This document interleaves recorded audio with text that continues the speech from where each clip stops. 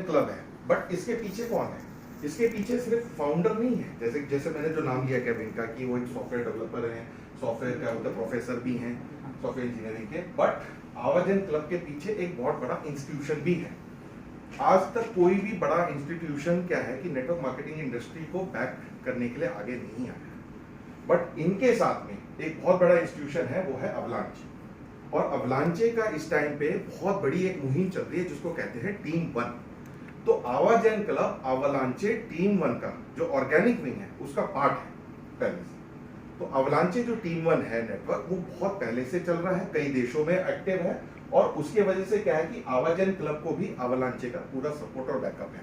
तो एक तो आपके पास अच्छा फाउंडर खड़ा हो गया जिसके पास एथिक्स है, मार्केट के लिए बिल्कुल फ्रेश है, नेटवर्क मार्केटिंग में एंटर करने की कहते हैं ना एक रुझान रखता है, साथ ही साथ आपके पीछे एक इंस्टीट्यूशन खड़ा हो रहा है जो कि नेटवर्क मार्केटिंग इंडस्ट्री की ताकत को पहली बार पहचान रहा है। ना इथेरियम ने पहचानी, ना सोलाना ने पहचानी, बट ये लोग पहचान के चल रहे हैं।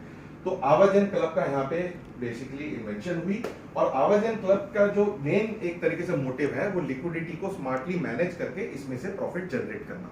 और वो कैसे मैनेज करते हैं, वो तरीका है थ्रू आर्बिट्राज। तो बेसिकली क्या है कि जो आवाजन क्लब है that is powered by Hypergen arbitrage engine. Arbitrage के बारे में आप सब लोगों ने सुना होगा कि आर्बिट्राज आती है इंडस्ट्री में, काफी सारे आर्बिट्राज के मॉडल्स भी आए थे। खुद मैंने भी आर्बिट्राज मॉडल पे काम किया है 2021 के समय में।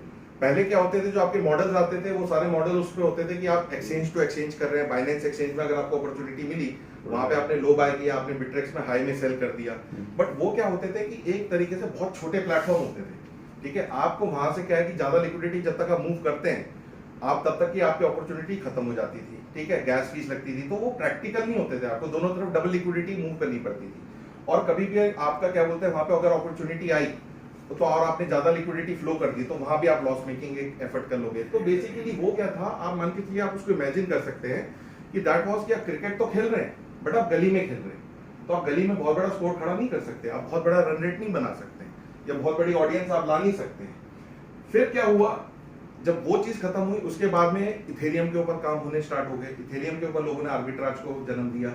जैसे आपने एक प्लेटफॉर्म का नाम सुना होगा, उसका नाम है फरकोम, FURCOM, आप गूगल भी कर सकते हैं। फरकोम ऐसा प्लेटफॉर्म था जहां पे आप ड्रैग एंड ड्रॉप आर्बिट्राज कर सकते हैं। वहां पे क्या होता था, आवे जो है आपका आवे प्रोटोकॉल जो फ्लैश लोन देता है, वहां से फ्लैश लोन लेके पैनकेक स्वैप में उस फ्लैश लोन को भेजा जाता था, वहां से एक एसेट को परचेज किया जाता था लो प्राइस में, फिर लो प्राइस में परचेज करके 1 इंच स्वैप में उसको बेचा जाता था फॉर द हायर प्राइस, और घुमा के वो सारा जो लिक्विडिटी है आवे को वापस, और आपका रेजिडुअल प्रॉफिट आपके पास में। तो ये पूरा आपका सर्कल होता था। बट वहां पे क्या दिक्कत आ रही थी कि जो आपके डिसेंट्रलाइज एक्सचेंजेस थे जहां पे इनिशियली ये चीजें कंडक्ट होती थी, ये मार्केट को पता लग गया, इथेरियम वालों को पता लग गया, उन्होंने क्या कर दिया, आर्बिट्राज को डिस्करेज करना स्टार्ट कर दिया। क्योंकि क्या थे ये लोग, तो चलो डिसेंट्रलाइज एक्सचेंज में थे, इनकी लिक्विडिटी तो थी, इंडिपेंडेंट इनके प्राइस राइज और डाउन हो जाते थे, बट इन्होंने आपस में एपीआई कनेक्ट कर ली मार्केट में कि भैया अगर हमारा रेट इतना है तो आप भी कुछ ना कुछ करके उस रेट को वहां पे मैच कर जाओ, जिससे क्या है कि प्राइस डिस्क्रिपेंसी ना रहे सिस्टम के अंदर।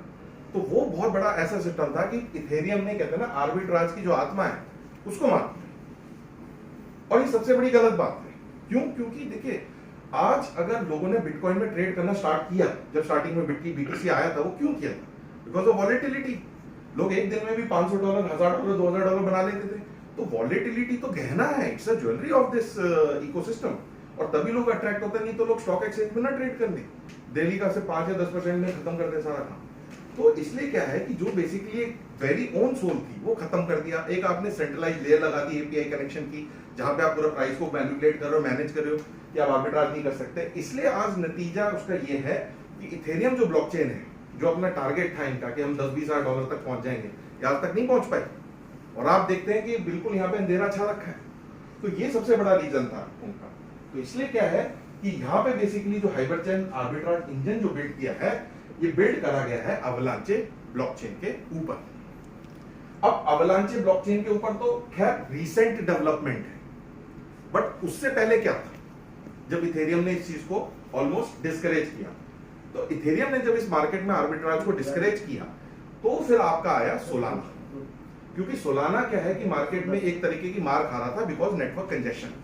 जब नेटवर्क में कंजेशन होता था, जब बहुत सारी चीजें उनके विड्रॉल डिपॉजिट बंद रहते थे, आप देखते होंगे ना बाइनेंस में बहुत सारा कंजेस्टेड है नेटवर्क, तो उनको कहीं ना कहीं उनकी बैड पीआर होने लगी। अब बैड पीआर की वजह से वो चाहते थे कि हम कम बैक कैसे करें।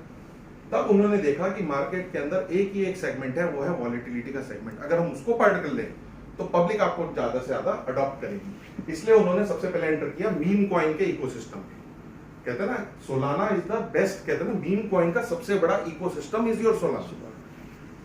और उसके साथ साथ मीम कॉइन के साथ साथ उन्होंने और भी चीजें, जैसे पंप एक्शन हो गया, पंप डॉट फन, कि आप इमीडिएटली 2 मिनट में आप अपना कॉइन लॉन्च करो, उसको पंप करो और पंप लेके आप उसको ग्रोथ दे दो। तो आप जो चीज आज के सोलाना पे कर सकते हैं, और सोलाना ने जितनी आपको सहूलियतें दी हुई हैं, इथेरियम पे कोई इमेजिन नहीं कर सकता। तो ये चीज होती है। इसके वजह से क्या है कि सोलाना ने वापस अपना कमबैक किया, उसने उस आत्मा को फिर से जिंदा किया जिसको इथेरियम ने मार दिया था। तो ये सारी चीजें उसके वजह से हुई। और उसके वजह से क्या है कि एक और चीज कवर से वापस आई, क्योंकि आर्बिट्राज को तो कवर में डाल दिया इन्होंने, तो कवर से वापस निकल के आर्बिट्राज आया। तो कवर से किसने निकाला? सोलाना ने निकाला। सोलाना ने जो उसकी वॉलेटिलिटी थी, क्योंकि जब मीम कॉइन में आप एक्शन होता है तो आपकी वॉलेटाइल एक्शन होता है, आपके अगर पंप एक्शन है तो वो भी वॉलेटाइल एक्शन है। तो आर्बिट्राज का खुराक क्या है, आर्बिट्राज का खाना क्या है? वॉलेटिलिटी है। तो उसी वजह से क्या है कि आर्बिट्राज भी जिंदा हुआ, और आज तक जितने भी जो सक्सेसफुल आर्बिट्राज मार्केट में चले वो सोलाना पे चले। बट अवलांचे का यहाँ पे क्या role? Avalanche was an silent observer, क्योंकि अवलांचे ऐसी ब्लॉकचेन है जिसकी टेक्नोलॉजी बिल्कुल एट पार है, क्योंकि ये भी इथेरियम स्टैक पे बना हुआ है, at par with Binance smart chain है, आपकी एट पार विद पॉलीगॉन है। बट मार्केट में ना कम्युनिटी ट्रैक्शन नहीं ले पा रहा था। तो इन्होंने सोलाना की एकदम राइज को देखा, और इथेरियम के अंदर होते हुए इन्होंने बोला कि let's innovate better than this. क्योंकि सोलाना में एक चीज सबसे बड़ी दिक्कत क्या थी कि सोलाना आपको एक्सेस तो देता था, बट पूरे ब्लॉकचेन का एक्सेस नहीं देता था। एक ब्लॉकचेन जो होती है वो उसकी एक बॉडी होती है, उसकी 3 बॉडी है, ठीक है। एक लेयर होती है डेटा लेयर, जहां पे उस ब्लॉकचेन का नेटिव एसेट्स की लिक्विडिटी रिजाइड करती है, वो रहता है। आपका नेटिव एसेट जैसे आपका सोलाना पे सॉल हो गया, ठीक है, बाइनेंस स्मार्ट चेन पे बीएनबी हो गया, उसकी लिक्विडिटी सारी आपकी टॉप लेयर में होगी, इंक्लूडिंग जो आप कॉइन बनाएंगे, टोकन बनाएंगे, टॉप में जाती है। फिर एक लेयर होती है ऑपरेशन लेयर। ऑपरेशन लेयर में क्या होता है? वैलिडेटर्स की स्टेक होती है, आपकी जितने भी जो सारे मेमोरी पूल होते हैं, जो भी आपके ट्रांजैक्शंस आते हैं वो वहीं पे आके स्टोर होते हैं। तो उसकी लिक्विडिटी, ट्रांजैक्शनल लिक्विडिटी आपकी वहीं पे सबसे पहले आती है। फिर आपकी तीसरी लेयर क्या होती है? आपकी एप्लीकेशन लेयर होती है, जहां पे आप डैप्स बनाते हैं, डिसेंट्रलाइज एक्सचेंज ऑपरेट करते हैं, आपके पूल्स ऑपरेट करते हैं, आपके प्रोटोकॉल्स ऑपरेट करते हैं, तो वो आपकी एप्लीकेशन लेयर होती है। तो ये 3 लेयर का फंक्शन में आपकी ब्लॉकचेन चलती है। वो नहीं कि वो डब्बे पे डब्बा बना देते थे ये ब्लॉकचेन, नहीं। तो ये 3 लेयर के ऊपर जब ये आपकी ब्लॉकचेन चलती है तो यहाँ पे आपकी तीनों लेयरों में लिक्विडिटी फ्लो करती है। जैसा हमारा खून है, हमारा खून नसों में भी है और भी बॉडी के कोशिकाओं में जाता है, तो वैसे वो सारी चीजें भी आपके ब्लॉकचेन के अंदर आपकी जो लिक्विडिटी है 3 कोशिकाओं में फ्लो करती है। तो इन तीनों में फ्लो करने की वजह से आपको वहां पे हर जगह पे वॉलेटिलिटी मिलती है। बट जो सोलाना है उसने एक्सेस तो दिया, बट उसने एक्सेस दिया सिर्फ अपनी एप्लीकेशन लेयर में, जहां पे डिसेंट्रलाइज्ड एक्सचेंजेस है, पूल है, बाकी 2 लेयर में एक्सेस नहीं दिया। तो उससे क्या होता है कि अब आप पहले तो गली में क्रिकेट खेल रहे थे, अब आप आगे स्कूल प्लेग्राउंड में क्रिकेट खेल रहे हैं। स्कूल प्लेग्राउंड थोड़ा गली से तो बड़ा होगा, तो वहां पे आप अलग स्कोर बना सकते हो, बट फिर भी आप बहुत बड़े स्टेडियम जितना तो आपको वो नहीं मिलेगा ना एहसास। वो स्टेडियम दिया है अवलांचे ने। मतलब अवलांचे ऐसी ब्लॉकचेन है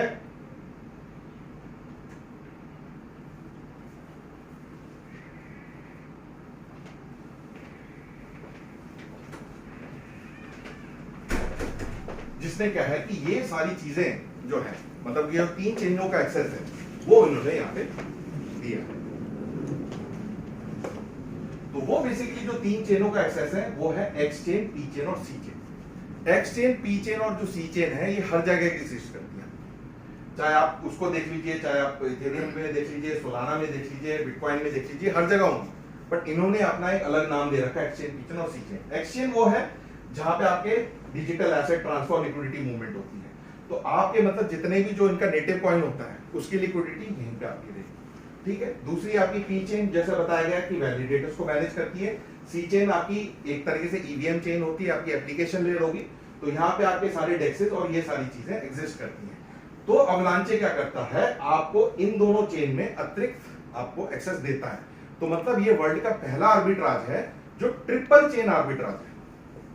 जितने भी अभी तक आर्बिट्राज आए हैं वो बेसिकली लीनियर थे और सिंगल चेन आर्बिट्राज थे, ये पहला आर्बिट्राज है जो आपको ट्रिपल चेन मूवमेंट दे रहा है। ट्रिपल चेन मूवमेंट दे रहा है तो मतलब आप क्या आ गए, आप स्टेडियम में आ गए। अगर आप क्या बोलते हैं स्टेडियम में आ गए तो आप ऑटोमेटिकली रन रेट बना सकते हो, लंबी दूरी तक के आप कुछ रिकॉर्ड सेट कर सकते हो। तो ये सारी चीजें होती है। इससे क्या होता है, एक तरीके से आपको प्रॉपर क्रॉस चेन कनेक्टिविटी मिलती है, लिक्विड फ्लो हमेशा आपको दिखता रहता है, इकोसिस्टम की सिक्योरिटी होती है, और पूरा का पूरा एक तरीके से डिसेंट्रलाइज ऑटोमेशन में सिस्टम काम करता है। क्योंकि आर्बिट्राज करता क्या है, आर्बिट्राज वॉलेटिलिटी का फायदा उठाता है, और वॉलेटिलिटी से क्या होता है, पॉकेट्स क्रिएट होते हैं फ्रेगमेंटेड लिक्विडिटी के, कि कहीं पे आपको प्राइस सस्ता मिलेगा और कहीं पे आपका महंगा बिक रहा होगा, और वो प्राइस को कोई भी मैनेज नहीं कर सकता क्योंकि डिसेंट्रलाइज सिस्टम है। उसके साथ यहां पे क्या है कि वो सब होते हुए भी एक और लेयर है अवलांचे की, जो ये अभी जिस पे वर्क कर रहे हैं और बहुत बड़ा ट्रैक्शन भी गेन कर रहे हैं, that is the community layer. मेरा खुद का मानना है कि ये तो चलो टेक्निकल लेयर होगी, बट जब तक आप कम्युनिटी पे नहीं काम करोगे तो आपका मैसेज और आपकी टेक्नोलॉजी वहां नहीं पहुंचेगी, और कम्युनिटी पे नहीं पहुंचेगी तो डेवलपर को क्या इंसेंटिव है। आज हर एक आदमी के हाथ में एंड्रॉइड फोन है, एंड्रॉइड टेक्नोलॉजी है, तो एंड्रॉइड वाले भी तो करते हैं ना कि हर आदमी के पास में एंड्रॉइड टेक्नोलॉजी पहुंचे, तभी तो डेवलपर इकोसिस्टम आके एंड्रॉइड पे काम करेगा, उसके लिए नई नई एप्लीकेशन निकालेगा। तो इसलिए इन्होंने यहाँ पे टीम वन नेटवर्क बना रखा है, जो कल को आपके अभी 55 कंट्रीज में लाइव है, 80 प्लस यूनिवर्सिटीज यहाँ पे जुड़ी हुई हैं, 700 प्लस टॉप टियर मेंबर्स इसके साथ जुड़े हैं, जिनके नीचे मिलियंस ऑफ लोग हैं। तो ये एक तरीके से मैं इसको कहता हूं T layer, X chain, P chain, C chain, ये आपकी टी चेन होगी, एक टीम लेयर आपकी बन गई, जहां पे क्या है कि लाइव आपके चल रहे हैं, जो आप पिक्चर देख रहे हैं फ्रॉम द लाइव इवेंट है। As of now as we are speaking event वहां पे चल रहे हैं, इंक्लूडिंग इंडिया। ये सारे इवेंट की पिक्चर है, जहां पे इंडिया का इवेंट, इंडोनेशिया का इवेंट, लैटिन अमेरिका का इवेंट, हैकाथॉन्स और ये सारी चीज हो रही है। तो कम्युनिटी बिल्ड हो रही है। अब कम्युनिटी बिल्ड हो रही है तो क्या हो रहा है, डेवलपर्स आ रहे हैं कम्युनिटी में, यूजर भी पार्टिसिपेट कर रहे हैं, और इन्वेस्टर भी आ रहा है। डेवलपर को पता है यूजर की क्या रिक्वायरमेंट है, क्योंकि यूजर बताएगा, डेवलपर क्रिएट करेगा। यूजर को पता लगेगा कि हाँ ये डेवलपमेंट के लिए मेरी जो जरूरत है उसके लिए लोग हैं वहां पे, वो क्रिएट होगा। इन्वेस्टर को पता होगा कि मैं किस प्रोजेक्ट के अंदर अपना पैसा डाल सकता हूँ, जहां से मुझे सबसे बड़ी प्रॉफिटेबिलिटी मिलेगी। तो ये एक तरीके का जो संगम है, जो मिसिंग था बाकी सारे इकोसिस्टम में, वो यहाँ पे हो रहा है। अब इस संगम से क्या होता है, इस संगम से आपकी कॉन्टिन्यूअस लिक्विडिटी फ्लो बनती है।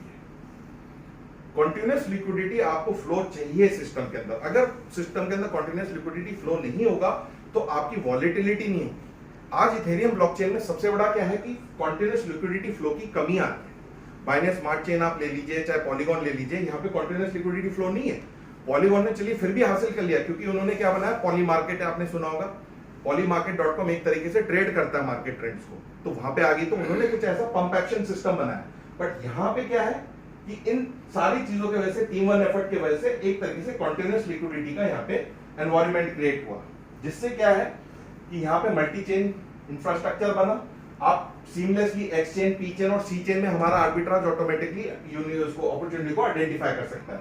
तो बेसिकली क्या है कि यहाँ पे आपको फ्रेगमेंटेड लिक्विडिटी पॉकेट मिल जाती है, क्योंकि जो लोग डेक्स बना रहे हैं उसमें लिक्विडिटी फ्लो हो रही है, जो लोग डैप्स बना रहे हैं उसमें लिक्विडिटी फ्लो हो रही है, जितने भी लोग पूल्स बना रहे हैं, अलग अलग क्या बोलते हैं प्रोटोकॉल डिजाइन कर रहे हैं, वहां भी लिक्विडिटी फ्लो हो रही है।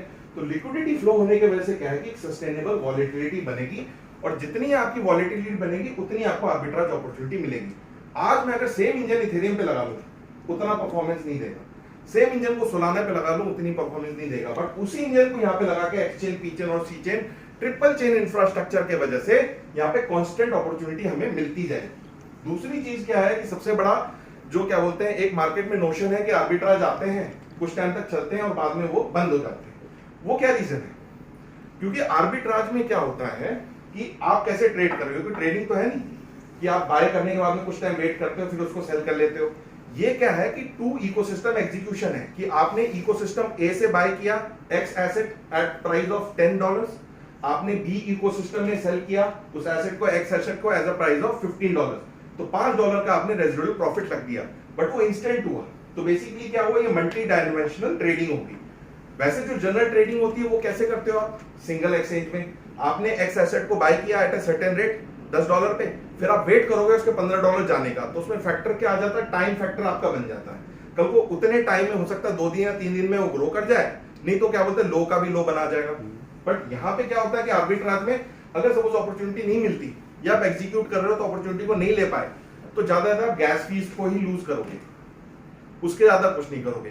बट उस चीज को भी बचाने के लिए यहाँ पे पूरा मैकेनिज्म है कि जब तक सारे आपके पैरामीटर चेकआउट नहीं होते तब तक आपका आर्बिट्राज यहाँ पे नहीं होगा।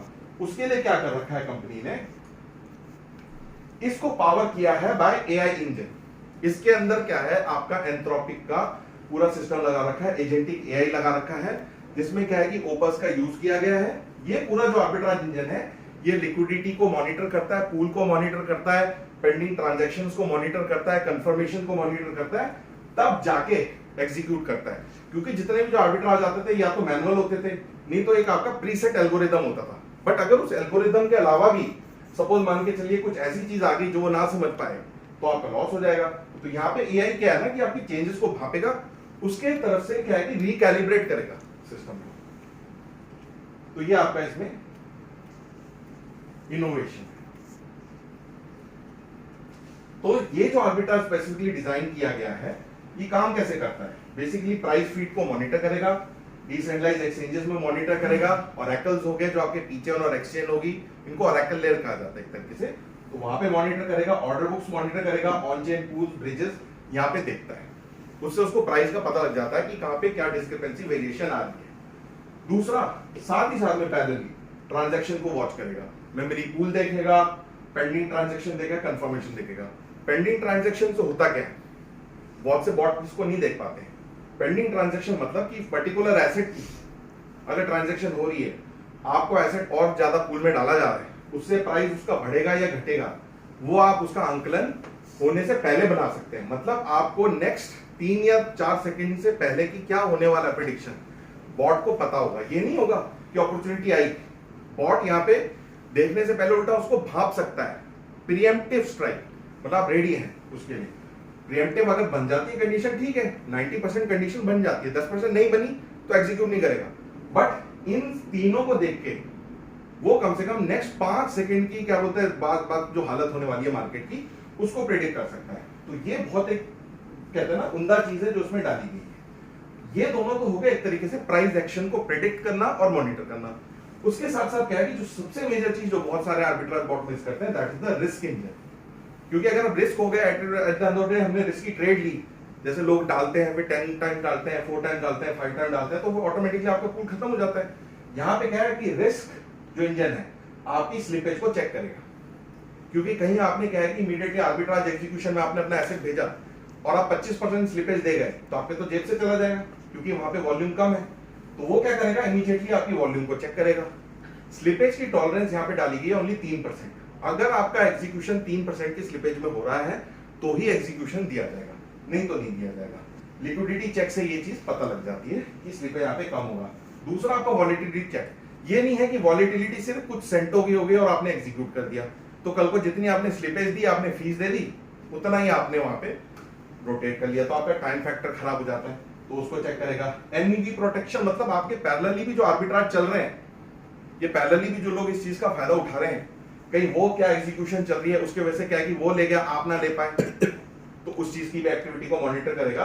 तो ये सब देख के क्या होता है, ये प्रॉपरली कंटिन्यूअस लूप में चलता रहता है और इसको हमेशा क्या है कि आर्बिट्राज की अपॉर्चुनिटी मिलती ही मिलती रही। तो ये प्रॉपर इसका एक तरीके से वर्किंग सिनेरियो इसमें बन जाता है। तो एग्जीक्यूशन जो इसका फ्लो है, that is step 1, low price में एक्वायर किया, चाहे इसको पी चेन में मिला लो प्राइस, सी चेन में मिला, चाहे आपको उसको एक्सचेंज में मिला, ये ऑटोमेटिकली वहां से एक्वायर करेगा। फिर ब्रिज ट्रांसफर के थ्रू एसेट को मूव करेगा एक्सचेंज, पी चेन और सी चेन में, जहां भी इसको अपॉर्चुनिटी मिलती है। मूव करने के बाद में जो हायर प्राइस वहां पे लिस्टेड है, जहां भी इसने उसको ट्रांसफर किया है, उसमें ऑटोमेटिकली कन्वर्ट करेगा लिक्विडिटी एट सोर्स पे, फिर टोटल ट्रांजैक्शन को यहाँ पे सेटल कर देगा।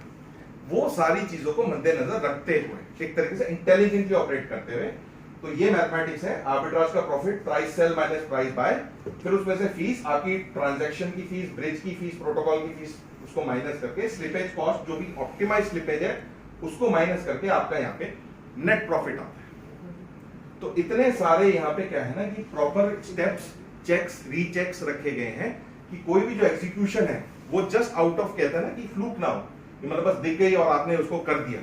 क्योंकि क्या होता है ना, बीच में जो टनल है वो अंधेरा होता है, उसमें पता नहीं होता क्या है, बट अगर आप उसमें ऑटोमेटिकली उसको एनालाइज कर लो तो उस टनल में भी रोशनी आ जाती है जो एग्जीक्यूशन हो रहा है। तो ये आपका पूरा कंप्लीट हो जाता है। तो यहाँ बेसिकली हमने एक तरीके से दे रखा है अवलांचे और सोलाना का कंपैरिजन, क्योंकि अभी जो इंफ्रास्ट्रक्चर मार्केट में चल रहा है वो आपका अवलांचे और सोलाना के उसके बीच में चल रहा है। सोलाना में बट बेसिकली क्या है कि है तो सक्सेसफुल, यहाँ पे आर्बिट्राज सक्सेसफुल चलते हैं, बट ये बेसिकली सिंगल चेन पे फोकस करता है। इसलिए बहुत से जो आर्बिट्राज हैं वो $100 मिलियन या $50 मिलियन से ज्यादा लिक्विडिटी को कन्वर्ट नहीं कर सकते, और एक टाइम पे आगे ऑटोमेटिकली वो डाउन जाने लगता है, उनकी कन्वर्टेबिलिटी वहां से खत्म हो जाती है। तो ये बेसिकली क्या है कि आपका सोलाना का सबसे बड़ी कमी है कि आप बहुत बड़ी वॉल्यूम लेके आप मार्केट को हैंडल नहीं कर सकते। बट अवलांचे में क्या है कि आप यहाँ पे बहुत बड़ी वॉल्यूम को आप हैंडल कर सकते हैं। यहाँ पे आप कम से कम $500 मिलियन की भी वॉल्यूम को मैनेज कर सकते हैं, क्योंकि इतने बड़े आर्किटेक्चर के अंदर आपको अपॉर्चुनिटी मिल रही है।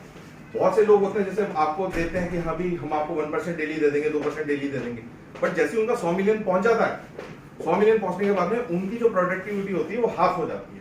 बट ये जो प्रोडक्टिविटी है ये आपके ऑलमोस्ट $500 मिलियन तक संभाल सकती है। मैं क्यों बता रहा हूँ, क्योंकि I am a developer as well, I am an engineer as well, जिसने ऐसे सिस्टम पे काम किया है। मैंने खुद डिजाइन एंड डेवलप किया है ऐसे सिस्टम्स को। बेशक ये मेरा डेवलप नहीं है, बट क्योंकि मैंने डिजाइन और डेवलप किया है पास्ट में, तो मैं इसको समझ सकता हूँ, मैं बता सकता हूँ कि मार्केट में जो एग्जिस्टिंग है उससे इसमें क्या डिफरेंस है।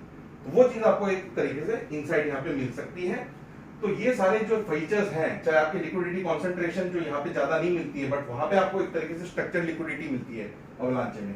यहाँ पे हायर कंजेशन होता है, कभी कभार आपने आर्बिट्राज एग्जीक्यूट किया, आपका आर्बिट्राज अटक जाता है, ट्रांजैक्शन कंफर्म नहीं हो रहा, इंडेक्स नहीं हो पा रहा है, तो वहां भी आपकी अपॉर्चुनिटी तब तक तो खत्म, अपॉर्चुनिटी थोड़ी वेट करेगी, आर्बिट्राज हो रहा है मैं तब तक खड़ी रहती हूँ, नहीं रहेगी। यहाँ पे आपका क्या पैरेलल एग्जीक्यूशन हो रही है, तो पैरेलल चेन एग्जीक्यूशन की वजह से क्या होगा, यहाँ पे ऑटोमेटिकली आपका कंफर्मेशन होगा ही होगा। जब आपने उसको स्नाइप किया, स्नाइप मतलब इसकी स्नाइपर बैठा रहता है ना घात लगा के, जब आपने घात लगा के फायर किया तो आपको वहां पे एयर फ्रिक्शन नहीं मिलेगा, आपको proper through and through vacuum मिल रहा है जहां पे आप करोगे। दूसरी चीज यहाँ पे सेकंड लास्ट चीज, limited cross chain opportunity. Cross chain opportunity नहीं है तो आप सिंगल लेयर में ही कर रहे हो, बेसिकली स्कूल प्लेग्राउंड में खेल रहे हो, वहां पे कोई फायदा नहीं है। यहाँ पे आपको क्रॉस चेन अपॉर्चुनिटी मिल जाती है। तो इसके वजह से क्या होता है, जो सबसे बड़े जो फैक्टर है द वॉलिटिलिटी, यहाँ पे आपको सस्टेन वॉलिटिलिटी मिलती है, तो आपके दिन में कहीं ना कहीं हजारों ट्रांजैक्शन हो जाते हैं, यहाँ पे वही आपके ट्रांजैक्शन 100-200 में रह जाते हैं, वो बड़ा फर्क मिलता है। दूसरी चीज क्या है कि जो उनका टीम वन जो चल रहा है, सबसे बड़ा जो इनका एफर्ट है, उसके वजह से आप स्टेडियम में तो खेल रहे हो बट आपको ऑडियंस भी मिल रही है। एक होता है ना आप स्टेडियम खाली खेल रहे हो, तो स्टेडियम तो मिल गया बट आप खाली खेल रहे हो, बट टीम वन नेटवर्क उस ऑडियंस की कमी पूरी कर रहा है, तो वो चीज यहाँ पे आपकी कंप्लीट हो जाती है। तो एक तरीके से आपको पूरा A to Z सारी चीजें लॉजिक में फिट बैठती है। मतलब हम ये नहीं कह रहे कि आर्बिट्राज मॉडल आया, आर्बिट्राज ये करता है, बेसिक्स कवर कर दिया तो प्रॉफिट जी बनेगा ही बनेगा। क्यों बनेगा, कैसे बनेगा, पास्ट में क्या था, प्रेजेंट में क्या है, मिड में क्या है और अब क्या है, तो वो सारे सिस्टम को प्रॉपर्ली बताया जा सकता है। तो ये बेसिकली क्या था, एक जर्नी थी इनटू द आर्बिट्राज इकोसिस्टम कि अभी तक क्या होता आया है, जिससे क्या है ना कि कल को अगर इसको पिच किया जाता है तो लोग उसको पुराने आर्बिट्राज से कंपेयर ना करें। This is something different. अब आ जाते हैं इसके